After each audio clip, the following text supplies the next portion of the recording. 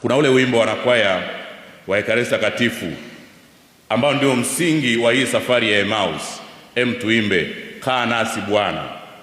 Kanisa zima tuimbe kaa nasi katika neno lako Bwana, kaa nasi Bwana, waamini wako, kaa nasi katika neno lako Bwana, kaa nasi Bwana, waamini wako, kaa nasi katika zamezi wako, katika sakramenti zako na Ekaristi yako, kaa nasi katika makasisi, katika sakramenti zako na Ekaristi yako. Tumsifu Yesu Kristo.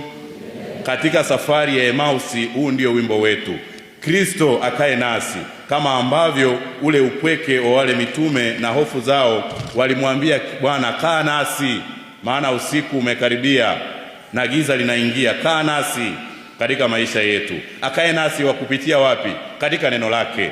Tunaalikwa wapendwa wa ndugu zangu wa Kristo kufanya mapinduzi ya kweli ya ndani ya kulisoma neno la Mungu ili liweze kukaa nasi. Mzaburi anatuambia neno lako ni taa ya miguu yangu na mwanga katika njia yangu. Hivyo katika njia yako ya maisha unapokuta kuna giza, kuna mahali umeizima taa ya neno la Mungu. Na neno la Mungu tunalisoma wakati gani? Au tunalisoma kwa sababu gani? Umeibuka ulimwengu ambao neno la Mungu linatumika kiholela, linatumika kumanipulate, kuondoa katika ule ukweli. Nikawaambia wakati fulani Mkristo mmoja Mkatoliki ambaye alikuwa ni mvivu wa kutoa michango, basi hiyo parokia walipoanza ujenzi fulani, yeye akasema kutokana na hii michango inayoendelea, basi mimi nahama dini.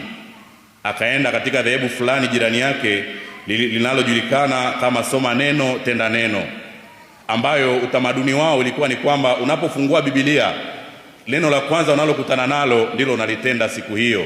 Basi kwa bahati nzuri akafungua Injili ya Mathayo sura ya 27 aya ya 5, ambayo inasema akazitupa zile fedha hekaluni, akaenda akajinyonga. Na unapaswa ufanye hivyo, soma neno tenda neno. Akasema hii hapana. Akafungua tena mbele kidogo